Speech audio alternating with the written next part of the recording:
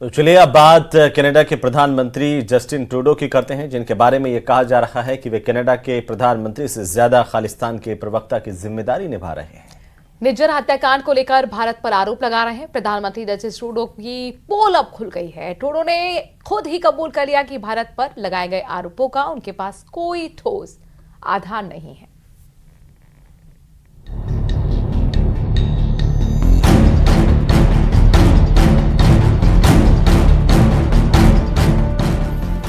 भारत और कनाडा के बीच तनाव जारी है। निज्जर हत्याकांड को लेकर कनाडा के प्रधानमंत्री जस्टिन ट्रूडो ने भारत पर गंभीर आरोप लगाए थे, लेकिन अब हर मोर्चे पर कनाडा की पोल खुल गई है। ट्रूडो ने खुद ही कबूल किया है कि भारत पर लगाए आरोपों का उनके पास कोई ठोस आधार नहीं है। मतलब उन्होंने बिना सबूत के ये आरोप लगाए थे। इतना ही नहीं, जो कनाडा भारत पर आरोप लगा रहे हैं, वहीं के सांसद ये बता रहे हैं कि कैसे खालिस्तान समर्थक कनाडा के हिंदुओं के लिए सबसे बड़ा खतरा बने हुए हैं। Last week, I could safely participate in a Hindu event in Edmonton only under the protection of RCMP officers, as a group of Khalistani protesters staged a disruptive demonstration against me. In Canada, we have long recognized the serious problems of Khalistani violent extremism. Let me be clear, any actions or involvement by foreign state actors within Canada in any form are unacceptable. Canada के प्रधानमंत्री Justin Trudeau Pannu जैसे आतंकियों के साथ खड़े दिखाई देते हैं। सांसद चंद्रा आर्य का आरोप है कि पन्नू जैसे लोगों को कनाडा की सरकार का खुलेआम समर्थन हासिल है और यही वजह है कि कनाडा में हिंदू सुरक्षित नहीं है। खालिस्तान और पन्नू जैसे आतंकियों के समर्थन की बात सिर्फ कनाडा के सांसद चंद्रा आर्य ही नहीं कर रहे हैं, बल्कि खुद आतंकी पन्नू ने कनाडा के पीएम ट्रूडो से अपने रिश्तों की बात को कबूल किया है। Six for Justice have been communicating with the Prime Minister office for the last 2 to 3 years, detailing all the spy network. आतंकी पन्नू ने ये भी कहा कि सिख फॉर जस्टिस ने कनाडा के जस्टिन ट्रूडो को भारत के खिलाफ सबूत दिए हैं। हालांकि ये कौन से सबूत थे और इन सबूतों में कितनी सच्चाई थी, इस बात की पोल अब खुद कनाडा के प्रधानमंत्री ट्रूडो ने ही खोल दी है। आतंकी निज्जर हत्याकांड में भारत पर आरोप लगाने वाले ट्रूडो ने अब माना है कि उनके पास ये आरोप लगाने का कोई ठोस आधार नहीं है और न ही कोई सबूत है कि भारत इसमें शामिल है। ट्रूडो ने कहा है कि उन्होंने भारत के साथ सिर्फ खुफिया जानकारी साझा की थी। We chose to continue to work behind the scenes to try and get India to cooperate with us. Their asks of us was, well, how much do you know? Give us the evidence you have on this. And our response was, well, it's within your security agencies. You should be looking into how much they know. You should be engaging. It's, no, tell us what you know. Show us the evidence. And at that point, it was primarily intelligence, not hard evidentiary proof. तो जिस आतंकी की हत्या को लेकर भारत और Canada के बीच इतना तनाव है कि भारत ने अपने राजनयिकों को कनाडा से वापस बुलाने के साथ ही कनाडा के राजनयिकों को भारत छोड़ने तक का फरमान सुना दिया है, वो पूरी बात ही आधारहीन निकली, जिसे खुद ट्रूडो भी मान रहे हैं। Bureau report, news 18।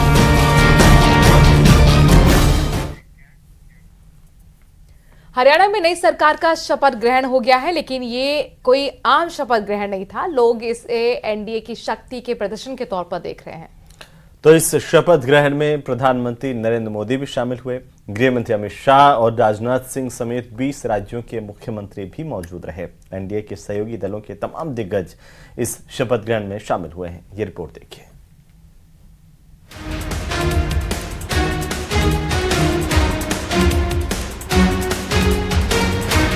नायक सिंह सैनी ईश्वर की शपथ लेता हूं कि मैं विधि द्वारा स्थापित भारत के संविधान के प्रति सच्ची श्रद्धा और निष्ठा रखूंगा। हरियाणा में एक बार फिर बीजेपी सरकार है। नायब सिंह सैनी जिसके सरदार है। आज मेगा समारोह में नायब सिंह सैनी ने मुख्यमंत्री पद की शपथ ली। शपथ ग्रहण में पीएम मोदी, गृह मंत्री अमित शाह और राजनाथ सिंह समेत 20 राज्यों के मुख्यमंत्री मौजूद थे। शपथ ग्रहण समारोह पंचकुला में आयोजित किया गया था। सीएम पद की शपथ लेने के बाद नायब सिंह सैनी ने पीएम मोदी का आशीर्वाद भी लिया।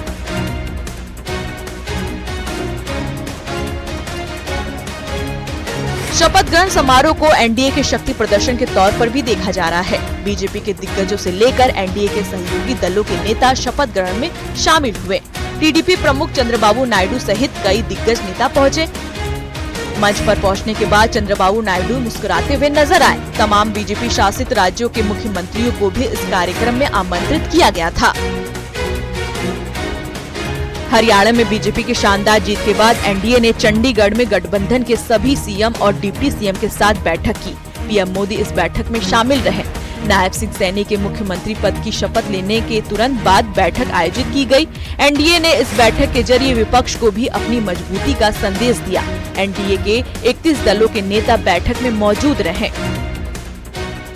Towards all elections, NDA and also BJP is going to win. People are trusting on him. He is delivering the aspirations of the people of this great nation. He brought country, pride and prosperity, and also he is creating wealth in a big way. उनको छत्तीसगढ़ के 3 करोड़ जनता की तरफ से बहुत बहुत बधाई, शुभकामनाएं, और यहाँ की जनता को भी बहुत बहुत बधाई जिन्होंने मोदी जी विश्वास करके भारतीय जनता पार्टी को सरकार में बैठाई। मैं इस खुशी के दिन हरियाणा के एक एक कार्यकर्ता को, एक एक यहाँ की जनता को हृदय से अभिनंदन करता हूँ। उत्तर प्रदेश की 25 करोड़ जनता की ओर से अभिनंदन करता हूँ। मुझे लगता है ये एक अप्रत्याशित और ऐतिहासिक जीत है। जिस तरीके से लगातार तीसरी बार भारतीय जनता पार्टी, मेरे नेता, हमारे देश के प्रधानमंत्री आदरणीय नरेंद्र मोदी जी के नेतृत्व में जिस तरीके से तीसरी बार हरियाणा में ये जीत हुई है, ये अपने में एक बहुत बड़ी ऐतिहासिक जीत है। शानदार जीत के बाद शानदार शपथ ग्रहण। हरियाणा में एनडीए ने अपनी ताकत दिखाई है।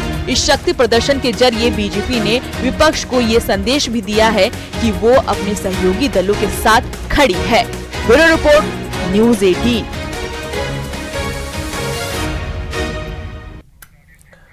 और अब बात करेंगे उत्तर प्रदेश में उपचुनाव की, क्योंकि यूपी में 9 सीटों पर उपचुनाव है। समाजवादी पार्टी और कांग्रेस पार्टी के बीच में सीट शेयरिंग को लेकर के रजामंदी बन गई है।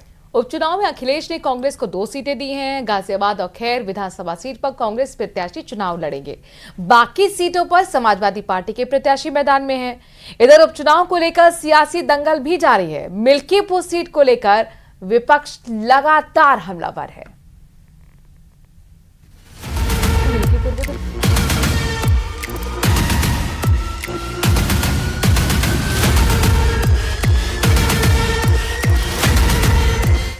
महर्षि वाल्मीकि जयंती पर अखिलेश यादव ने लखनऊ में महर्षि वाल्मीकि की प्रतिमा पर माल्यार्पण किया। इसके बाद अखिलेश ने बीजेपी और योगी सरकार पर कई बार किए। मिल्कीपुर विधानसभा उपचुनाव को लेकर अखिलेश ने आरोप लगाया कि बीजेपी यहां पर चुनाव हार जाएगी। बीजेपी के तमाम आंतरिक सर्वे में भी ये रिपोर्ट आ रही है, इसलिए वहां पर हार के डर से चुनाव टाला गया। मिल्कीपुर का चुनाव उनके अपने सर्वे में वो हार रहे थे। बीजेपी और उनके साथियों का जो इंटरनल सर्वे होता है उसमें वो हार रहे थे। इसीलिए उन्होंने पहले बीएलओ बदले, जिसमें कि पिछड़े पीडीए परिवार के सब बीएलओ हटा दिए गए, पीडीए परिवार के अधिकारी हटा दिए गए। उसके बाद फिर उन्होंने इंटरनल सर्वे कराया। मुख्यमंत्री जी कई बार गए, प्रशासन के लोगों को बुला करके राय मशवरा किया, इंटेलिजेंस से रिपोर्ट ली। जब उन्हें ये पता लग गया कि वो चुनाव हार रहे हैं, इतने खेल खेलने के बाद प्रभु राम की नगरी अयोध्या सुर्खियों में है। इस बार चर्चा का केंद्र है मिल्कीपुर विधानसभा सीट पर होने वाला उपचुनाव। मिल्कीपुर विधानसभा सीट जो पहले विधायक अवधेश प्रसाद के कब्जे में थी, उनके सांसद बनने से अब खाली हो गई है और यहाँ उपचुनाव की तैयारी चल रही है। मिल्कीपुर में उपचुनाव की तारीख का ऐलान नहीं हुआ है। इसकी वजह है बीजेपी के पूर्व विधायक बाबा गोरखनाथ के जरिए 2022 के विधानसभा चुनाव के बाद हाईकोर्ट में दायर याचिका। हालांकि अब उन्होंने अपनी याचिका को वापस ले लिया है, लेकिन अब गेंद कोर्ट के ताले में है। वहीं अजय राय ने एक बार फिर कहा है कि कांग्रेस और एसपी दोनों दल साथ मिलकर लड़ेंगे और दावा किया है कि सभी सीटों पर एनडीए को हराएंगे। संभल से समाजवादी पार्टी के सांसद जियाकुर रहमान बर्क ने कहा है कि समाजवादी पार्टी यूपी उपचुनाव के लिए तैयार है। एसपी सभी सीट पर जीत दर्ज करेगी। अखिलेश ने बहराइच की घटना पर बीजेपी और सरकार पर निशाना साधा। उन्होंने आरोप लगाया कि बहराइच की घटना वहां की प्रशासन की नाकामी का नतीजा है। अखिलेश ने आरोप लगाया कि सत्ता और शासन अब बहराइच में अन्याय कर रही है। जहां इतना बड़ा आयोजन हो रहा था, उसमें पुलिस सुरक्षा क्यों नहीं थी और क्या प्रशासन को जानकारी नहीं थी कि किस तरह का वहां क्या क्या हो रहा है? पूरी जिम्मेदारी प्रशासन की है। अब प्रशासन और शासन मिलकर के अन्याय कर रहा है, अन्याय। यूपी की 9 सीटों पर उपचुनाव का ऐलान हो चुका है। सभी सीटों पर एक ही बार में 13 नवंबर को वोटिंग होगी और फिर 23 नवंबर को काउंटिंग होगी। वहीं अयोध्या की मिल्कीपुर सीट को लेकर फंसे कानूनी पेच से विपक्ष को बैठे बिठाए सरकार को घेरने का मुद्दा मिल गया। किसी भी राजनीतिक दल को किसी के भी शिकायत करने का अधिकार है, लेकिन अखिलेश जी आप झूठ मत फैलाइए। प्रशासन ने आकलन करके, निर्वाचन आयोग ने आकलन करके जिनको भी हटाया वो हर चुनाव में होता है। इस नाते मैं कहूंगा कि आप झूठ बोलना बंद करिए। वहीं अगले 2-3 दिन में ये मुद्दा नहीं सुलझा तो मिल्कीपुर का उपचुनाव टल सकता है। ऐसे में बीजेपी चाहती है कि ये कानूनी पेच दूर हो और मिल्कीपुर में भी 13 नवंबर को उपचुनाव हो सके। न्यूज़ 18 के लिए ब्यूरो रिपोर्ट। और बड़ी खबर आ रही है, लंदन दौरे पर इस वक्त मुख्यमंत्री भजनलाल शर्मा है। मुख्यमंत्री ने ब्रिटेन के संसद का दौरा भी इस दौरान किया। भारतीय मूल के सांसदों से मुलाकात भी की। तो राजस्थान के मुख्यमंत्री भजनलाल शर्मा विदेश दौरे पर, यहां पर इंग्लैंड के मंत्रियों से भी भजनलाल शर्मा की मुलाकात हुई है। ये तस्वीरें, एक्सक्लूसिव तस्वीरें सामने आई है, जहां पर सीएम भजनलाल शर्मा, उनके साथ डिप्टी सीएम दिया कुमारी ब्रिटिश पार्लियामेंट पहुंचे थे और यहां पर उन्होंने रिसर्जेंट राजस्थान को लेकर के ब्रिटिश सांसदों को आमंत्रित किया है। राइजिंग राजस्थान समिट के लिए आमंत्रण दिया गया है और इस दौरान उन्होंने कई सांसदों से मुलाकात की है। इंग्लैंड के मंत्री से भी मुलाकात की। वहां पर यूके में भारतीय मूल के सांसदों से भी भजनलाल शर्मा की मुलाकात हुई है।